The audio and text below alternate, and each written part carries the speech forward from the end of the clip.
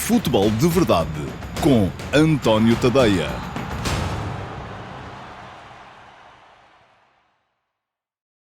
Olá a todos e sejam muito bem-vindos ao Futebol de Verdade Flash para o Sporting Clube Braga 2, Qarabağ 4. Uma equipa adulta, competitiva, a saber perfeitamente ao que joga e capaz de o fazer em todo o campo, foi o suficiente para prolongar a agonia de um Sporting Clube Braga que se perdeu na sua essência quando mudou a forma de encarar os jogos, de maneira a superar as debilidades defensivas que já eram evidentes desde o início da época, mas que, até determinada altura, nem lhe custavam os resultados.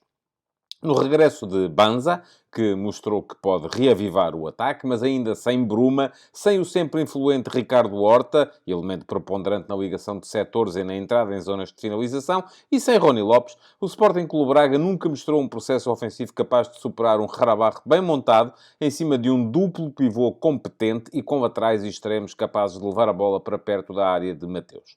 Abel Ruiz, por exemplo, pode até ter sido formado a sair da esquerda para o meio, mas foi numa escola do Barcelona que tem processos claramente identificados e assimilados, o exato contrário daquilo que mostrou ontem o Sporting Clube Braga, em que, na frente, cada um parecia jogar por si mesmo.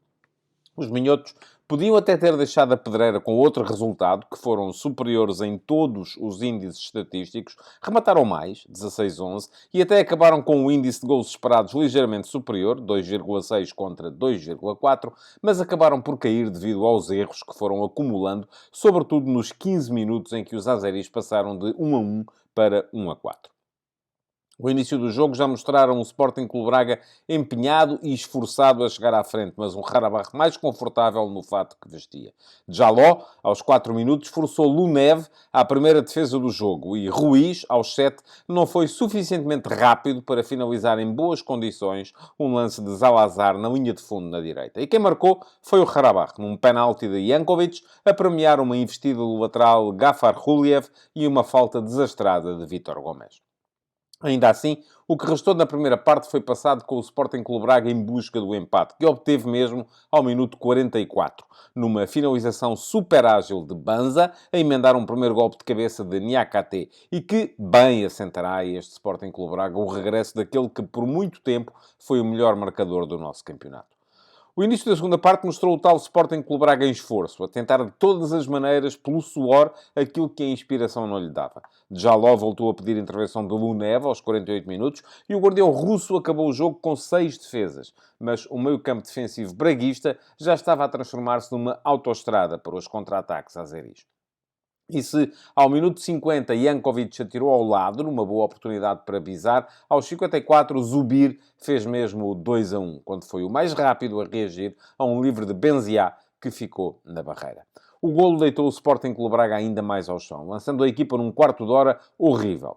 Juninho marcou o terceiro, aos 65 minutos, a concluir um 3-3 com a defesa da casa, no qual percebeu melhor do que os centrais adversários onde é que Zubir ia meter a bola. E o próprio Zubir bisou aos 69, em novo contra-ataque, este a culminar as primeiras intervenções de dois recém-entrados. Pizzi perdeu a primeira bola que lhe entregaram, Jankovic lançou Bairanov e este cruzou para um golo feito do outro lado. Até final, o Sporting Clube Braga ainda deixou a eliminatória no plano aspiracional, com um penalti de João Moutinho, mas a certeza que fica é a de que a equipa de Artur Jorge terá de melhorar muito para provar em campo uma coisa que ontem não conseguiu demonstrar, que, além de ter melhores jogadores, pode ser melhor equipa do que este Qarabağ.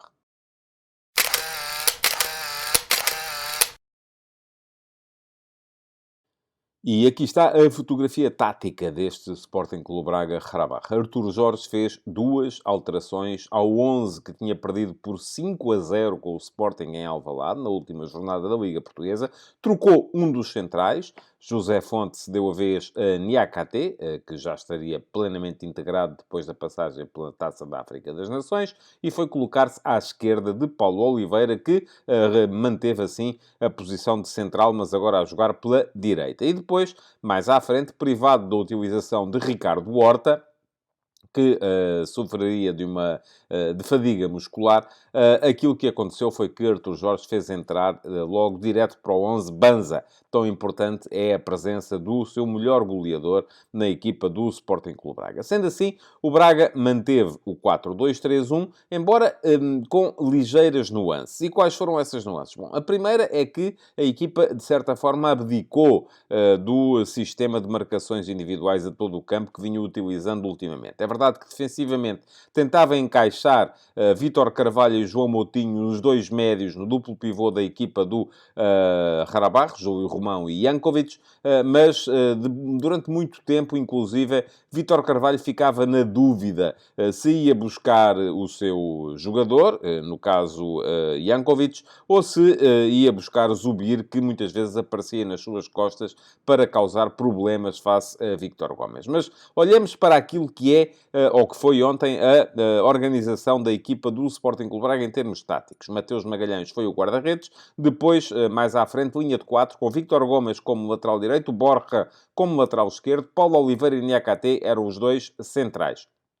Vítor Carvalho e João Moutinho mantiveram as posições na dupla de médios e mais à frente vem a tal segunda nuance de que eu falava há bocadinho, que foi o posicionamento de Abel Ruiz. Abel Ruiz é um ponta de lança. É verdade que na escola de formação do Barça ele jogava como avançado a partir da esquerda, mas num 4-3-3, e as dinâmicas são muito diferentes. E ontem Arthur Jorge fez-lo jogar como avançado pela esquerda no seu 4-2-3-1.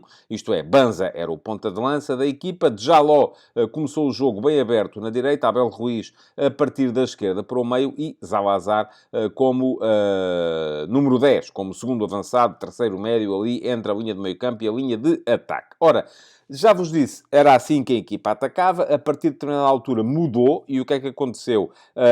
A partir de certa altura, o que se viu foi Jaló a sair para a esquerda, Abel Ruiz a partir da meia-direita durante algum tempo, mas a aparecer muito no corredor central, o que forçava a presença de Zalazar no lado direito. E defensivamente, a equipa do Braga também se defendia num 4-1-4-1 que tentava promover, de certa forma, os encaixes na organização do adversário. E isto porquê? Porque João Moutinho ficava claramente entre linhas e cabia-lhe muitas vezes também vigiar um dos médios da equipa do Harabarro, e depois mais à frente uma linha de 4 homens, com Jaló na direita, encarregue de controlar as subidas de Rafa Kuliev. Do outro lado, o Abel Ruiz ficava com Mateus Silva, que teve sempre muito mais ordem de soltura para subir pelo meio-campo do Sporting Clube Braga, e eram mais à frente Vítor Carvalho e Zalazar quem tentava encaixar nos dois médios da equipa do Harabarro. Mas olhemos então também para a equipa do Harabarro para vos dizer que foi feita apenas uma alteração relativamente ao 11 que tinha empatado a 3 bolas com o Sabah, que foi a saída de Isaev para a entrada de Benzia. Assim sendo, o Harabarro jogou num 4-2-3-1, que é o seu sistema habitual e no qual se sente absolutamente confortável. Lunev foi o guarda-redes. Os laterais foram Mateus Silva pela direita e Gafar Kuliev pela esquerda.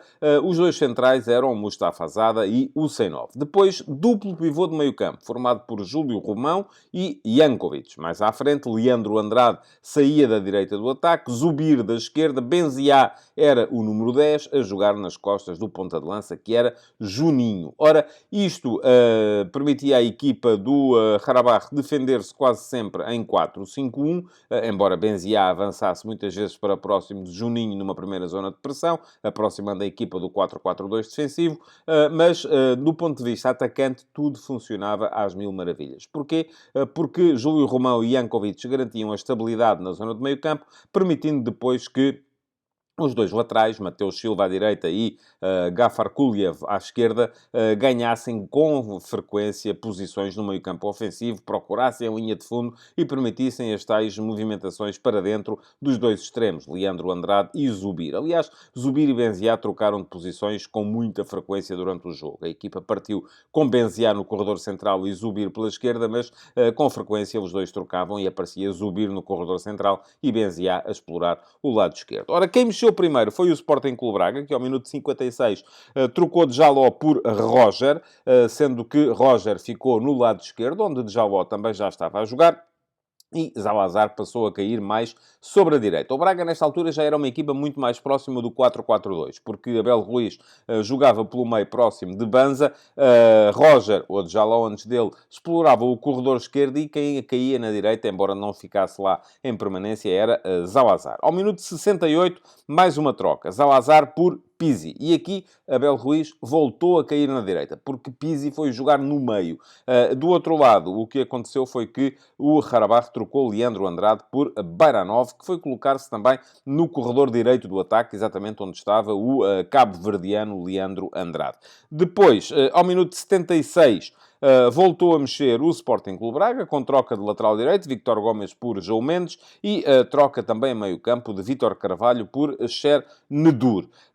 A 4 minutos do fim, numa altura em que o Braga procurava a todo o transe reduzir a desvantagem, e já tinha inclusive Niakate colocado como ponta de lança, ao pé de Abel Ruiz e de Simone Banza, o Qarabağ fez mais 3 alterações. Júlio Romão cedeu a posição ao meio campo a Isaev, Benziá saiu para a entrada de Keita, o que levou à passagem em definitivo de Zubir para o corredor central, porque Keita foi colocar-se no lado esquerdo, e o ponta de lança, Juninho, cedeu a vez a Akundzadze, que foi também jogar na posição mais adiantada deste 4-2-3-1. Por fim, ao minuto 90 mais 6, mas só mesmo para queimar tempo e manter a vantagem de 2 golos, os azeris trocaram Zubir por Xixa, que foi também jogar como segundo atacante na equipa do Qarabağ.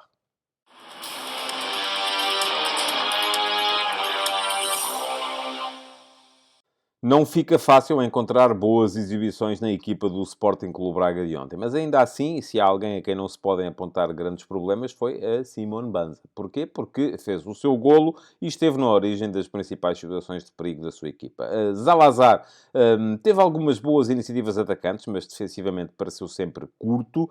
Da mesma forma, João Moutinho acabou por tentar ser o baluarte de organização que é sempre nesta equipa do Braga, mas sem sucesso, porque à volta dele pouca gente estava a funcionar em boas condições. Djaló meteu algumas acelerações, acabou por fazer, no entanto, uma exibição desastrada. Do outro lado estavam, sim, aqueles que se acabaram por consagrar como melhores em campo. E vamos olhar primeiro para os dois laterais. Mateus Silva, muito bem, sempre a ir explorar o ataque, sempre a aparecer na frente, para ser um jogador com andamento para outros voos, o mesmo podendo dizer-se do lateral esquerdo, Gafar Kuliev, que esteve na origem da grande penalidade que abriu a vantagem para a equipa do Qarabağ e foi sempre um problema para a zona defensiva do Sporting Clube Braga, uma noite desastrada também de Víctor Gomes, que tinha que se lhe opor.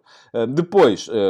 é impossível não reparar na quantidade de defesas, embora nenhuma delas tenha sido particularmente complicada, do guardião russo Lunev, e na estabilidade que é dada a esta equipa pelo seu duplo pivô de meio campo. Júlio Romão, mais discreto, e Jankovic com uma exibição de encher o olho, que faria dele o herói desta partida, não estivesse a jogar à sua frente Zubir. Zubir marcou 2 golos, fez uma assistência e mostrou-se sempre um verdadeiro quebra-cabeças para Víctor Gomes. Lá está a origem da má exibição do lateral do Sporting Clube Braga. Foi Zubir o melhor jogador em campo, o herói deste jogo.